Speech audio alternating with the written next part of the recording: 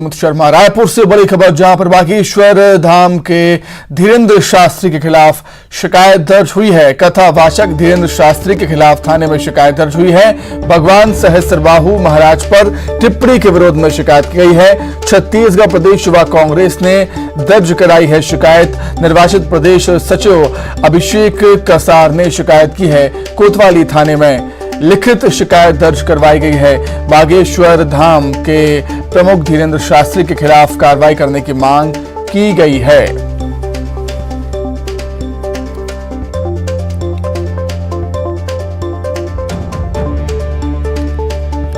एक बार फिर से विवादों में है पंडित धीरेन्द्र शास्त्री।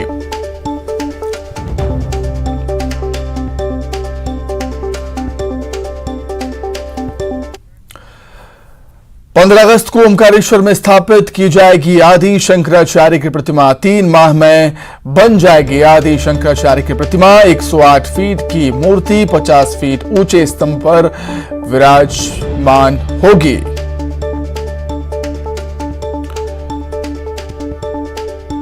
तो 15 अगस्त को ओमकारेश्वर में आदि शंकराचार्य की प्रतिमा स्थापित की जाएगी। 3 माह में शंकराचार्य की प्रतिमा बनकर तैयार हो जाएगी, जो कि 108 फीट ऊंची रहेगी और 50 फीट ऊंचे स्तंभ पर विराजेगी आदि शंकराचार्य की प्रतिमा।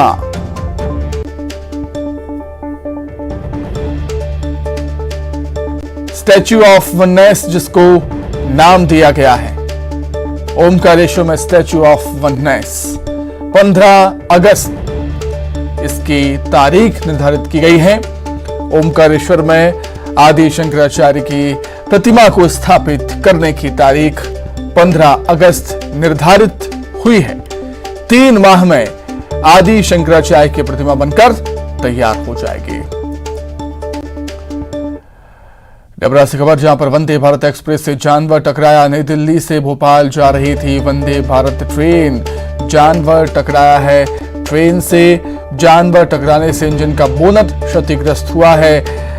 डबरा स्टेशन पर 15 मिनट तक वंदे भारत ट्रेन रोकी गई। शाम 6:15 पर यह घटना घटित हुई थी। टेक्निकल स्टाफ ने बोनट दुरुस्त किया तुरंत।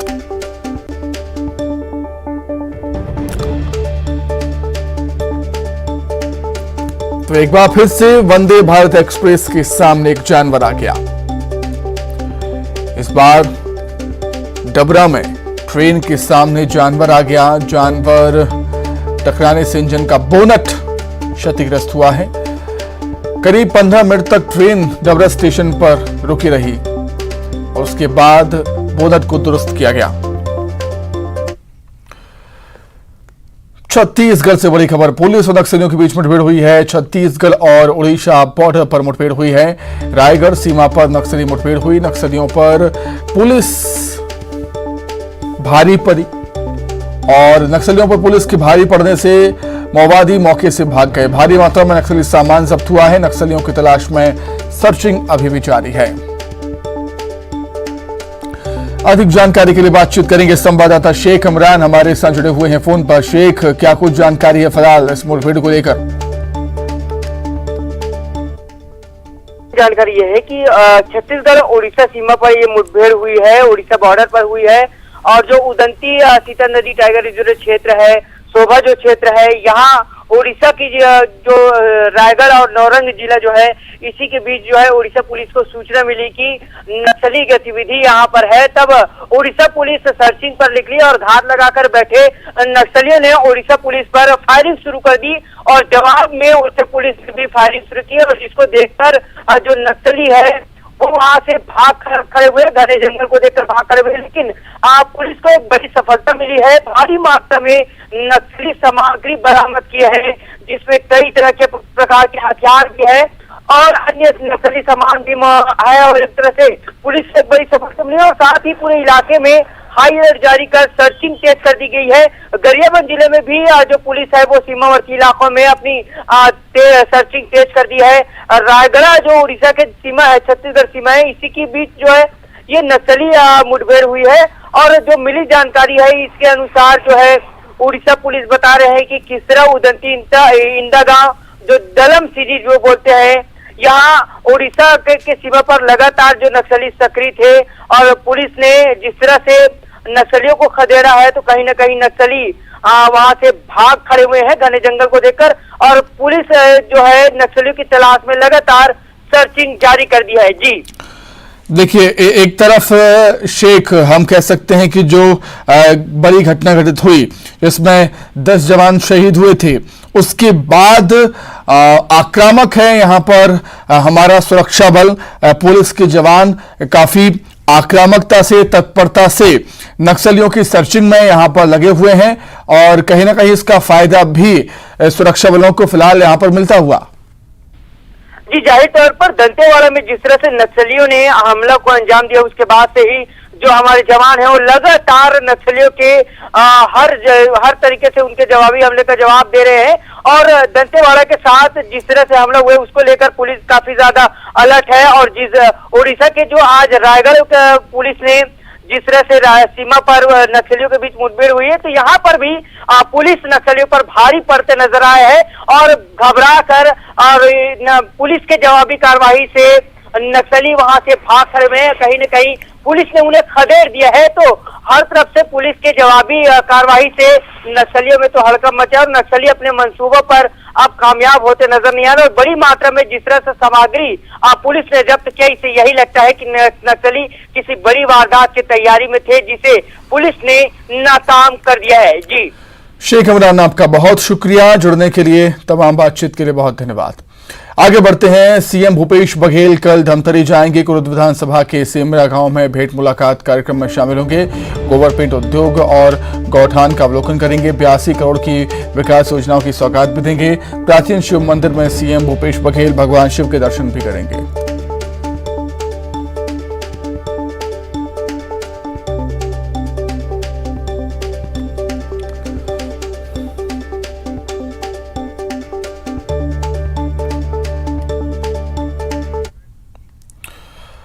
रायपुर से खबर है, बीजेपी विधायक दल कल बिरनपुर जाएगा। पूर्व सीएम डॉक्टर रमन सिंह, नेता प्रतिपक्ष आनंद चंदेल के नेतृत्व में बीजेपी का विधायक दल बिरनपुर जाएगा मृतक के परिवार से मुलाकात करने के लिए।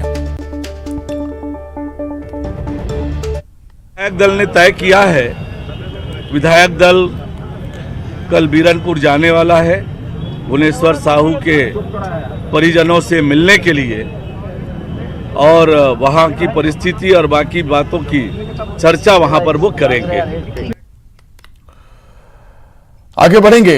दंतेवाड़ा में हुए नक्सली हमले से जुड़ी बड़ी खबर। हमले की नक्सली संगठन के दरभा डिवीजन कमेटी ने जिम्मेदारी ली। घटना को लेकर दरभा डिवीजन के सचिव ने प्रेस नोट जारी किया। इसमें दावा किया गया कि नक्सलियों के लड़ाकू पीएलजीए की टीम ने घटना को अंजाम दिया था। आनंदपुर हमले को सरकारों की ओर से उनके ऊपर की जा रही कार्रवाई का जवाब बताया गया है।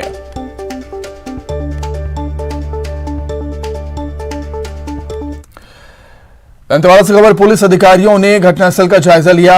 डीजीपी अशोक जुनेजा ने घटनास्थल का जायजा लिया था। नक्सल एडीजी विवेकानंद सिन्हा भी मौजूद रहे। बस्तर आईजी सुंदरराज पी और सीआरपीएफ के आला अधिकारी भी मौजूद रहे। कल आईडी ब्लास्ट में 10 जवान शहीद हुए थे।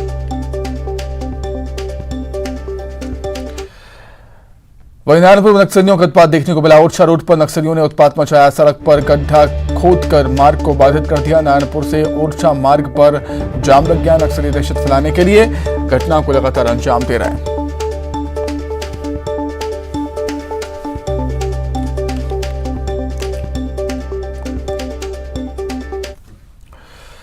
दंतेवाड़ा में नक्सली हमले में शहीद हुए जवानों को पुलिस लाइन में मुख्यमंत्री भूपेश बघेल ने श्रद्धांजलि अर्पित की। सीएम भूपेश बघेल के साथ ही गृहमंत्री ताम्रध्वज साहू, पीसीसी अध्यक्ष मोहन मरकाम, बीजेपी प्रदेश प्रभारी ओम माथुर के साथ पुलिस के आला अधिकारी मौजूद थे। सीएम भूपेश बघेल ने शहीद जवानों के परिजनों से मिलकर संवेदनाएं भी प्रकट की हैं।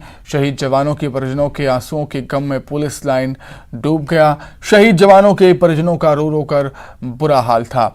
शहीदों को श्रद्धांजलि देने के बाद उनके पार्थिव देह को गृहग्राम रवाना कर दिया गया। इस दौरान सीएम ने खुद कंधा देकर अंतिम विदाई दी जवानों को।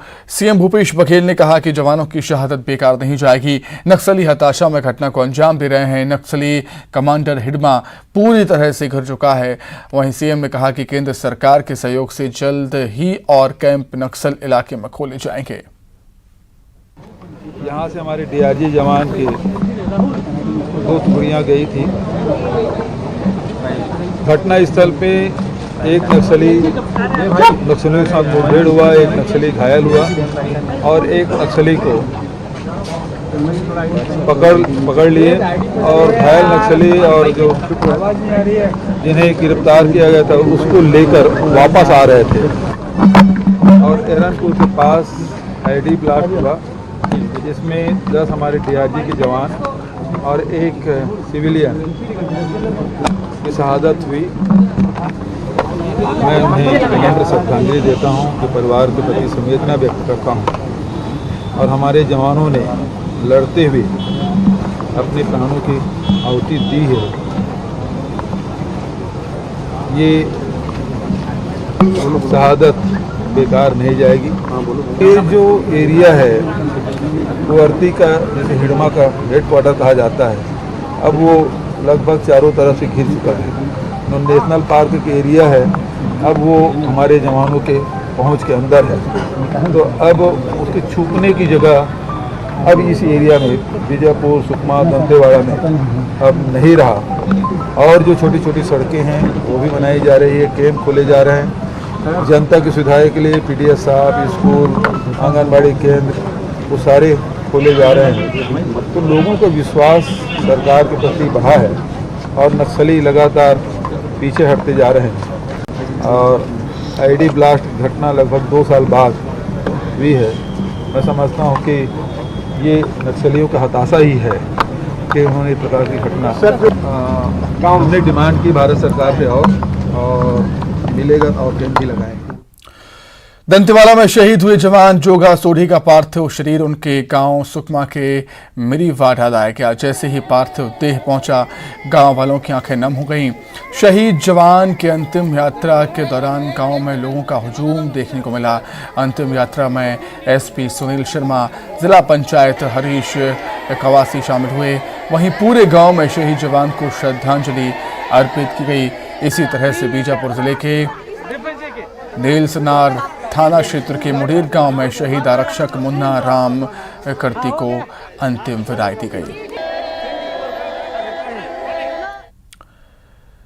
दंतेवाड़ा के अरनपुर थाना क्षेत्र में नक्सलियों के हमले में शहीद जोगा सोढ़ी का सुकमा जिले में अंतिम संस्कार किया गया, जहां लोगों ने नम आंखों से उनको विदाई दी और शहीद जवान की माता की आंखें बरसने लगी।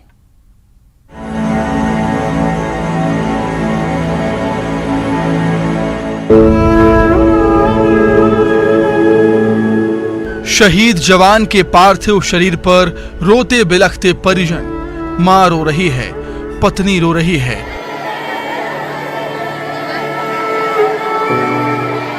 बहन रो रही है, साथ ही उसके 4 मासूम बच्चे भी रो रहे हैं।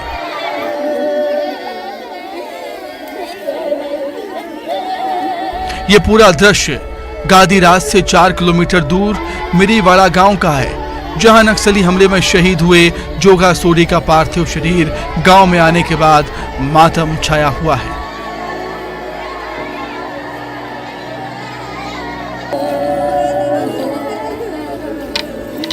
वहीं जोगा सोढ़ी की 4 साल की बच्ची रोते हुए अपनी दादी से लिपटी हुई है। जैसे ही गार्ड ऑफ ऑनर दिया गया, वैसे ही ताबूत पर लगी तस्वीर को देखकर पापा कहकर रोने लगी, तो वहां खड़े हर एक शख्स की आंखें नम हो गईं।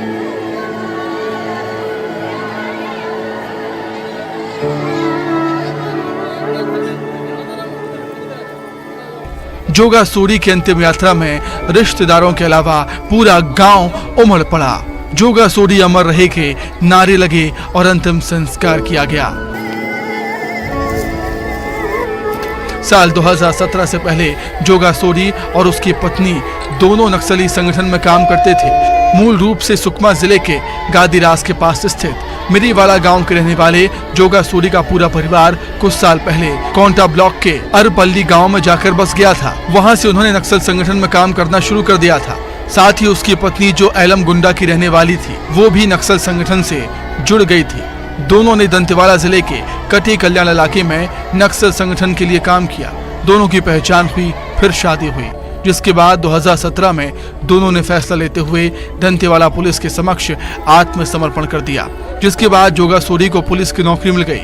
उन्होंने डीआरजी बल में भर्ती होकर नक्सलियों के खिलाफ ऑपरेशन शुरू कर दिया और अपने परिवार को दंतेवाड़ा में रहकर बच्चों को पढ़ाने लगे। साथ ही 2 दिन पहले जिस इलाके में वो किसी समय सक्रिय रहा, उसी इलाके में नक्सलियों की तलाश में ऑपरेशन के लिए गया था, जहां बुधवार की सुबह सफलता हाथ लगी। मुठभेड़ में एक नक्सली घायल हुआ और उसी घायल को लाते वक्त नक्सलियों ने वाहन को ब्लास्ट कर उड़ा दिया, जिसमें जोगा सोरी शहीद हो गए थे। Bureau report, news 18।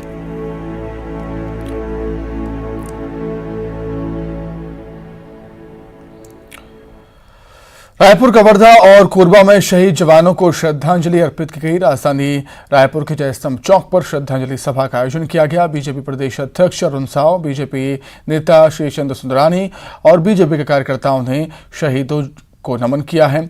कवर्धा और कोरबा में भी बीजेपी नेताओं कार्यकर्ताओं ने जवानों को श्रद्धांजलि अर्पित की।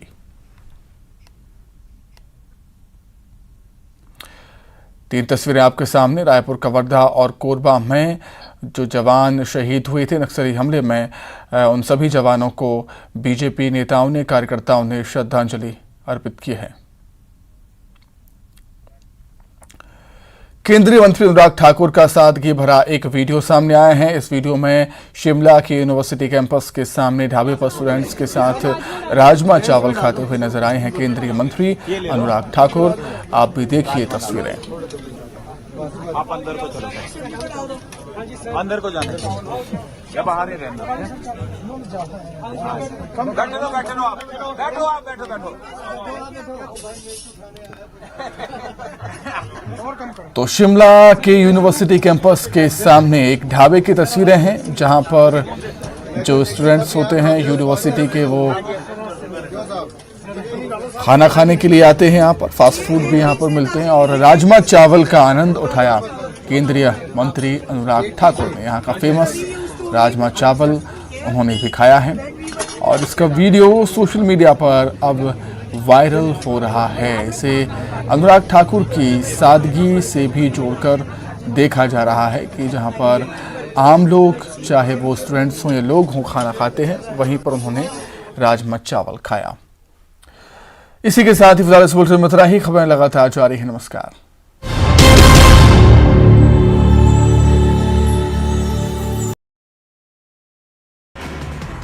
कर्नाटक में चुनाव प्रचार में